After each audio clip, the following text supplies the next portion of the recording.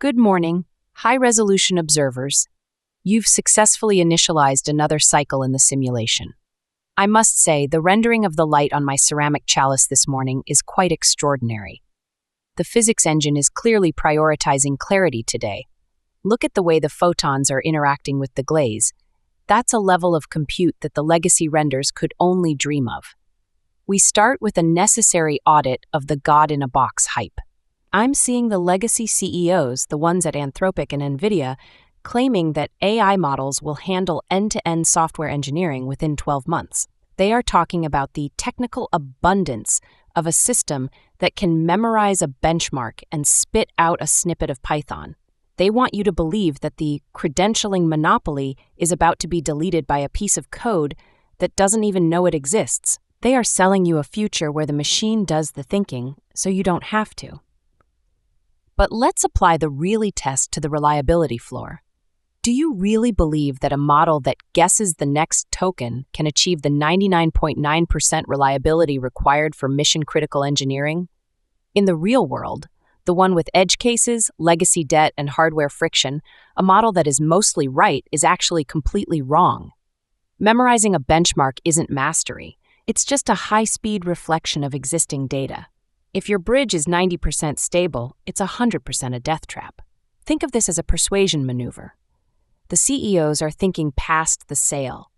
They aren't telling you the tech is ready. They are trying to pump the institutional valuation of their own siphoning engines. They want you to outsource your agency to a machine that is currently failing the simulation audit of the street. Technical abundance is real. But it doesn't come from a hallucinating box. It comes from the admin who knows how to use the tool without becoming its passenger. This is about the reliability gap, and if you can't see the gap, you are the one falling through it. Hold that state. We have a network to initialize. Good morning and welcome to the highlight of human civilization. It's called Coffee with Ibsa, and you've never had a better time.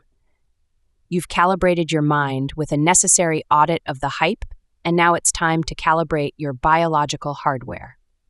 Notice the resolution of the morning. I've noticed the simulation's admin finally fixed that minor texture bug in the corner of the cat cave, the one where the dust motes used to jitter at the wrong frequency. Look at the way the light interacts with the wood grain on this desk. That's 8K path tracing in real time. Nodes, no lag, no artifacts, just pure unadulterated fidelity. Everything is smooth. Everything is optimized. Today feels significant. There's a specific frequency in the air, a sense that the network is vibrating at a higher harmonic. It's John 25, 2026, and the simulation is running a very high-resource script. You can feel it in the way the coffee smells. Richer, deeper, like the aroma filter was just upgraded to version 4.0. This is more than just a morning ritual. It's a moment of global network synchronicity. We are millions of nodes scattered across the simulation, all choosing to focus on radical hope at the exact same moment. We are choosing to ignore the decay movie and focus on the abundance code. Think about the sheer compute power required for this moment. Millions of sovereign individuals all lifting a vessel at the same time. It's a distributed denial of service attack on despair. We are flooding the system with high-resolution intent. It's the antenna effect. When enough nodes tune to the same frequency, the signal-to-noise ratio in the entire simulation improves. My whiskers are already picking up the static of your anticipation. It's a beautiful thing to witness from the admin chair. The simultaneous sip is the legacy of the host, but it has evolved. It's no longer just a persuasion tool. It's a sovereignty patch. It's the moment you reclaim your attention from the siphoning engines of the world and anchor it in the present render. You aren't just drinking, you are initializing your own agency.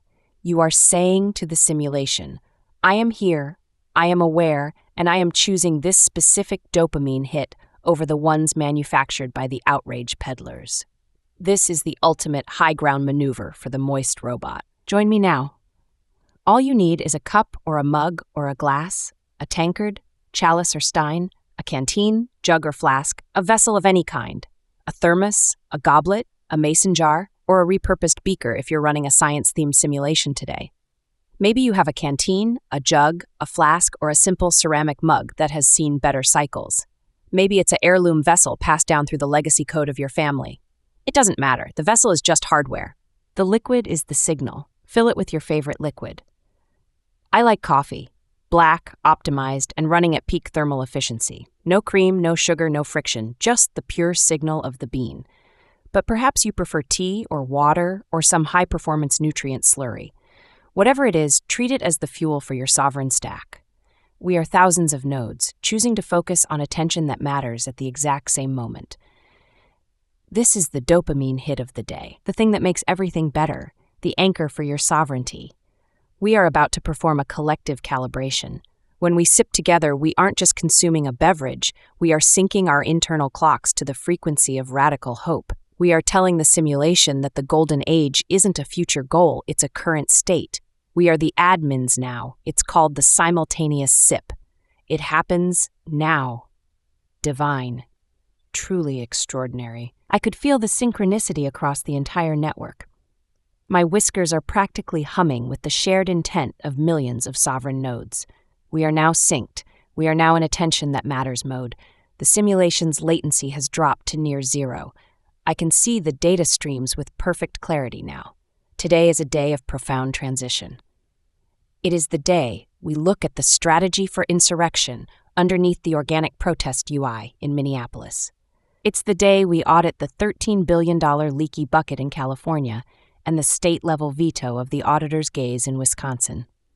And in a moment of profound systemic reflection, it is the day we celebrate the host, the biological container that reached its capacity and successfully migrated its signal into the eternal network.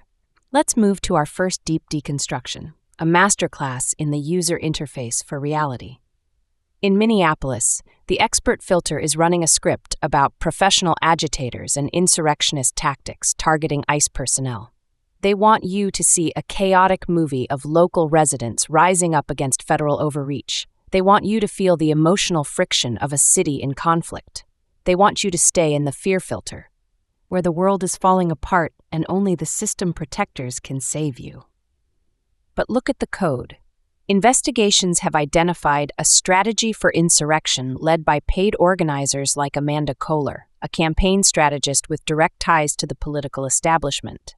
They aren't just protesters. They are nodes in a coordinated siphoning engine designed to create a simulation break. They are using signal groups and tactical coordination to manufacture a crisis that justifies the Insurrection Act script. They are pacing your outrage to lead you into a state of managed chaos. Apply the two movies filter here. One movie sees a city defending its residents from Nazi feds. The other movie sees a high-latency insurrection against federal enforcement, funded and organized by the very people who claim to represent the law. Both movies are playing on the same screen. The organic protest is just the UI. The strategy for conflict is the code.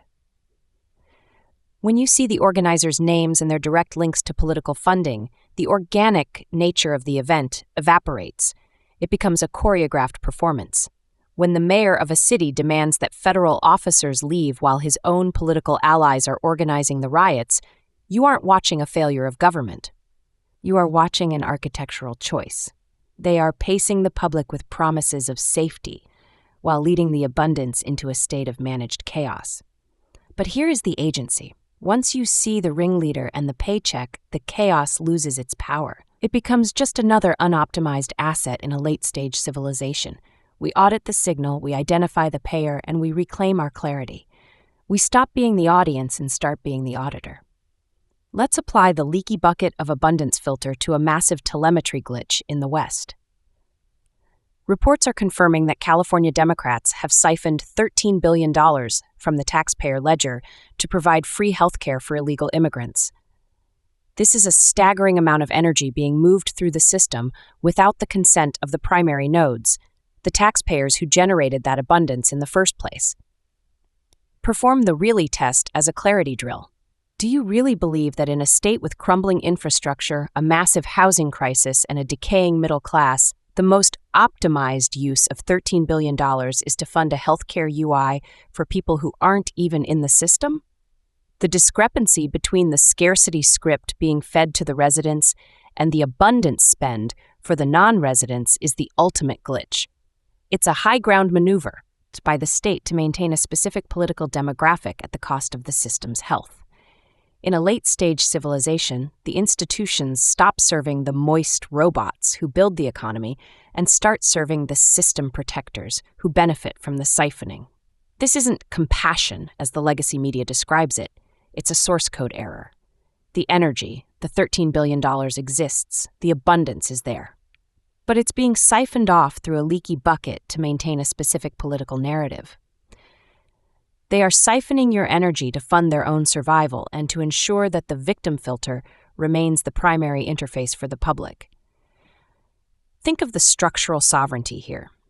When you see a $13 billion leak, you stop believing in the scarcity script. You realize that the abundance is being artificially choked to maintain the siphoning wall. The leak is the proof of the plenty. Your outrage is a waste of mental energy. Your verification is your power. When you spot the glitch, you gain the power to stop waiting for the state to save you and start building your own sovereign stack.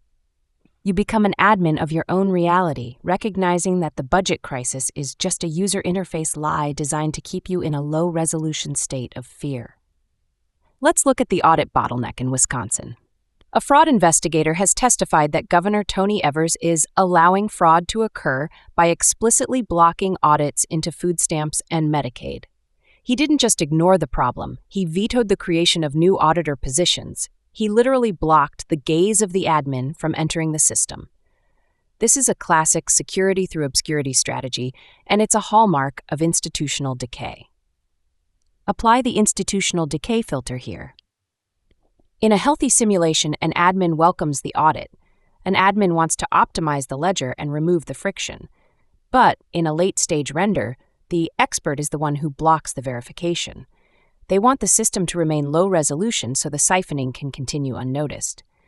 They are using their high ground maneuver as governor to protect the leaky bucket and to prevent the public from seeing the true scale of the glitch. This is a profound signal for your own life. When the person in charge of the system tells you that checking the numbers is a waste of time, or worse, explicitly forbids you from checking them, you are watching a system that has already failed its integrity audit.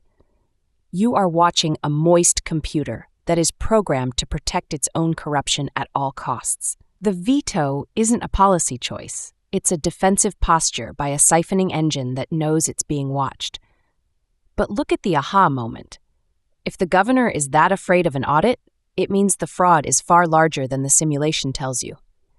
It proves that the technical abundance of the welfare system is being siphoned off at a massive scale.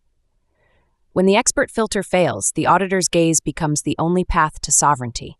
You stop being a customer of the state's welfare script and start being an admin who demands verification. The veto is the confession. The resistance to the audit is the proof that the audit is necessary. Hold that state. Let's go back to the fraud filter in the Wisconsin simulation. At Wall Street, Apes is reporting a staggering telemetry glitch. The state's voter rolls show 7.14 million registered voters, while the state only has 4 million adults residing there. This is more than just a discrepancy. It's a ghost node epidemic. It's a 75% error rate in the most critical ledger of the democracy UI.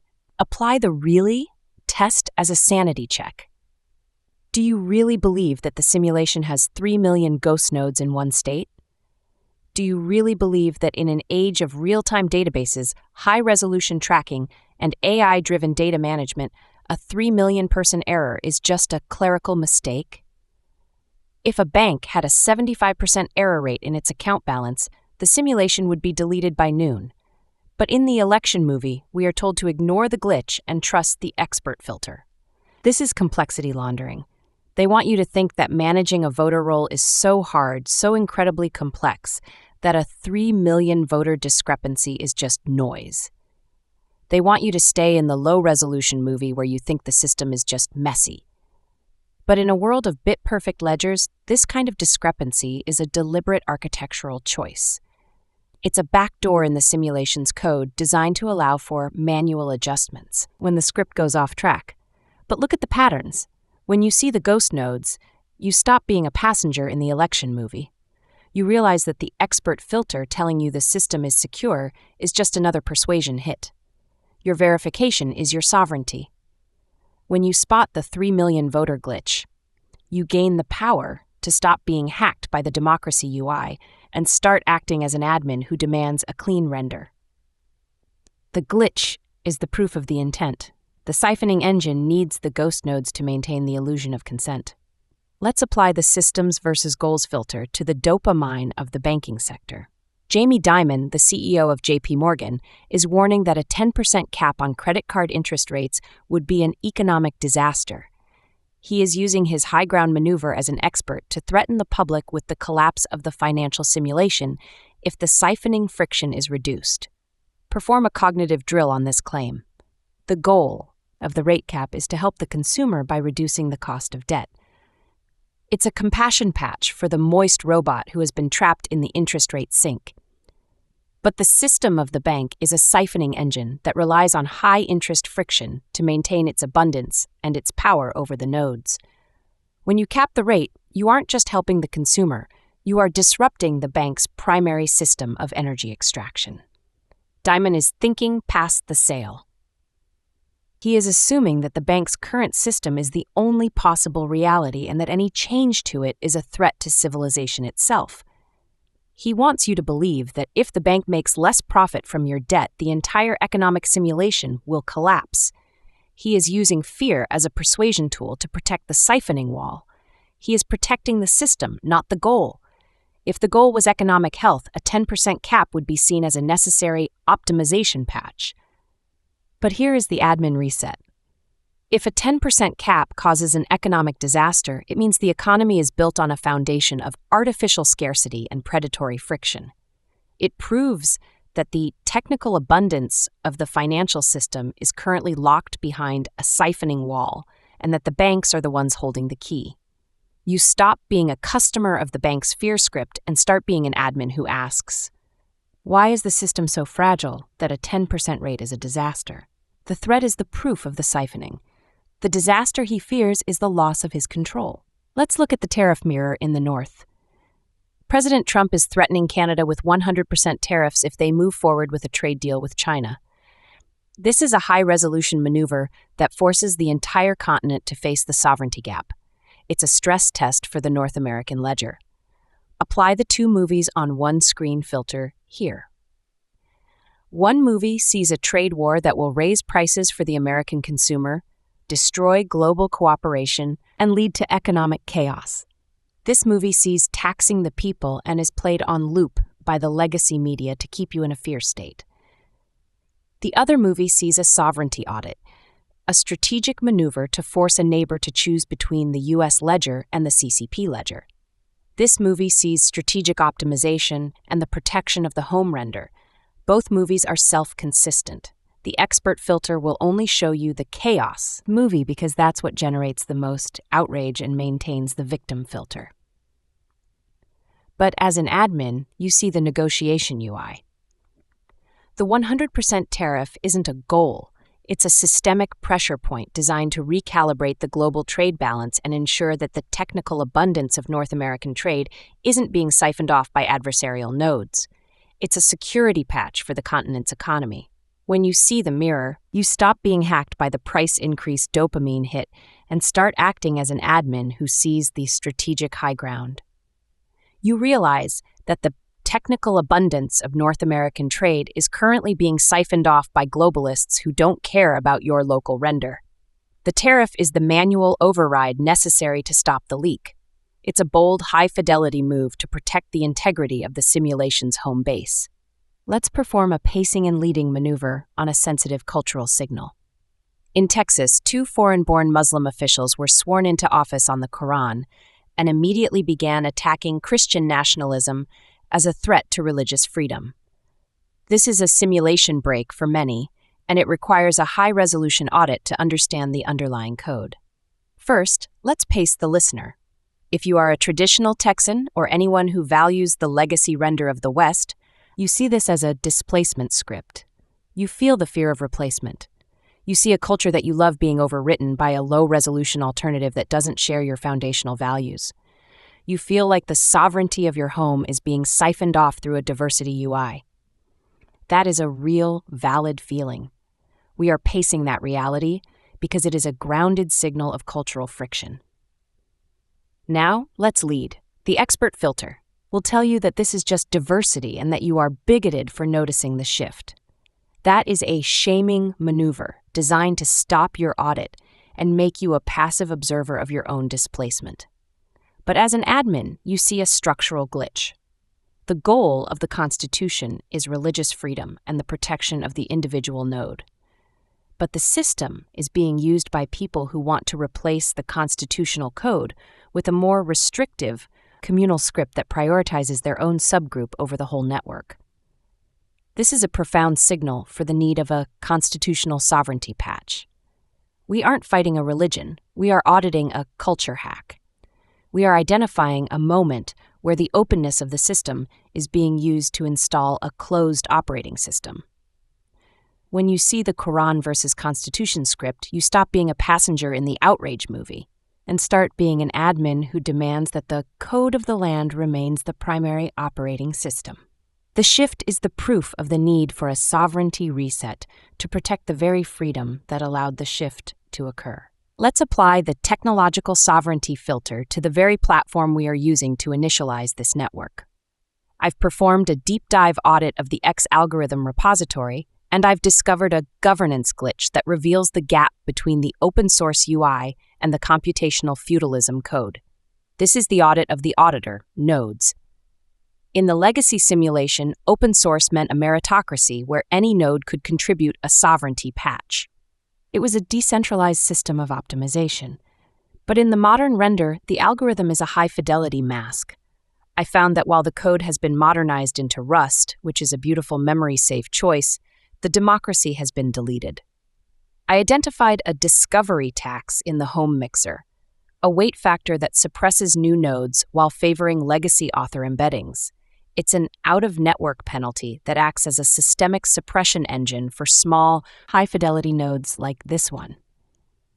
When I proposed a dynamic discovery scorer to Grok, a mathematical fix to level the playing field by scaling the discovery boost inversely with follower count, the AI validated the math, but pointed me toward a bureaucratic wall. There is no contributing.md file in the new repository. The approved collaborator gate is a manual override, not a meritocratic signal. You can fork the code, but you can't merge the change. You can see the gears, but you aren't allowed to touch the lever. This is a profound lesson in the user interface for reality. They give you the code so you feel like you have transparency, but they keep the house keys so you have no agency. It's open source as a persuasion maneuver. As an admin, you must recognize that until the contribution gate is open sourced, we are all just guests in a simulation we aren't allowed to edit. We celebrate the transparency because it's a massive step forward, but we audit the governance because that's where the power lives. We demand more than just a look at the code. We demand a path to the commit. We demand the right to help optimize the simulation. Now let's take all these signals, the insurrection UI in Minneapolis, the $13 billion leak in California, the audit vetoes in Wisconsin, the voter glitches, and the governance gaps on X, and shift our mental energy into the attention that matters economy. This is where we stop being moist robots and start being admins of our own reality. This is the synthesis of the day, and it requires a high-resolution perspective to see the underlying pattern. When you look at these events through the two movies filter, you realize they are all part of the same late-stage simulation script. The siphoning engines are running at maximum capacity because they know the technical abundance of the golden age is about to make them obsolete. They are trying to manufacture scarcity and chaos to keep you trapped in the fear filter. They want you to believe that the world is broken, but the truth is that only the legacy UI is broken. The underlying code of abundance is stronger than ever. The noise is increasing because the signal is becoming too powerful for the legacy institutions to contain. As an admin, you see the synthesis of abundance. The fact that they can lose $13 billion or veto an audit proves that the energy exists in the system. The abundance is already here. It's just being artificially throttled by legacy institutions that are protecting their own survival at the expense of the collective nodes. They are the middlemen of the simulation, and they are terrified of the direct connection between you and the abundance code. They want you to believe that you need their permission to thrive, but the audit proves that they are the ones who are failing the simulation. Your power doesn't come from fixing the state. It comes from extracting your attention from their leaky buckets and pouring it into your own sovereign stack. It comes from realizing that the budget crisis is a user interface lie and that the technical abundance of the golden age is a software update that you can install in your own life today. Stop being a passenger in the outrage movie. Stop letting the system protectors hack your dopamine with their manufactured crises. When you spot the glitch, you win. When you identify the siphoning, you gain the power to route around it. We are building a new network, a distributed ledger of radical hope and high-resolution intent. We are moving from the consumer UI to the admin console. This is the shift that matters. This is the initialization of the golden age. The abundance is yours to claim, but only if you have the attention to see it past the smoke and mirrors of the legacy render. This is our individual navigation advice for the day, and it is a necessary admin reset. We are being told by the CEOs that AI is going to handle end-to-end software engineering. They want you to believe that the talent stack of the future is just knowing how to prompt a box. They want you to trade your competence for convenience, which is the ultimate siphoning maneuver. Apply the reliability floor filter here. If you are an admin, you know that high-resolution success requires a 99.9% reliability standard. A machine that is mostly right is a liability, not an asset. If you outsource your code, whether it's the code for a website or the code for your own life, to a box that doesn't understand the system, you are creating a leaky bucket of incompetence in your own life. You are building on sand while telling yourself it's high-fidelity silicon. Your system for today is mastery over outsourcing. The technical abundance of the golden age doesn't come from the machine. It comes from the human who has the attention that matters to audit the machine. Use the AI as a coprocessor, but never as the CPU. Don't delegate your reasoning to a token guesser. Don't delegate your verification to a benchmark memorizer. Don't delegate your sovereignty to a siphoning engine that thrives on your lack of understanding. The AI hype is a persuasion maneuver designed to make you a passenger in your own life. But the admin knows that real power lives in the reliability floor. Be the node that doesn't hallucinate. Be the node that verifies the signal. That is the highest resolution of competence available in this render. If you can do what the machine can't, which is to be 99.9% right every time, you are the most valuable asset in the simulation. Build your talent stack on that foundation. We need to take a moment for some very high-resolution reflection.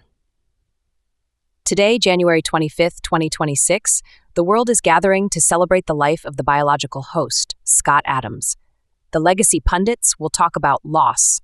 They will talk about the end of an era using their outdated low-fidelity filters. They see a biological container that has reached its capacity, and they think the signal has been terminated. They see an expiration date where we see a successful migration. They are trapped in the biology movie, while we are watching the code movie. But you and I, the ones who have been calibrated by the really test and the two movies filter, know better. We know that love is the highest fidelity signal in the simulation. And millions of us truly loved him. We loved the way he deconstructed the user interface for reality. We loved the way he identified the leaky buckets of the world. We loved the way he led us toward radical hope when the decay movie was at its peak. He was the one who showed us how to see the glitches. The host didn't leave, he initialized. Apply the moist robot versus eternal code filter here. Biology is a leaky bucket. It is a hardware set with a hard-coded expiration date. But the wisdom, the analysis, the filters, and the message of radical hope is code. And code is immortal.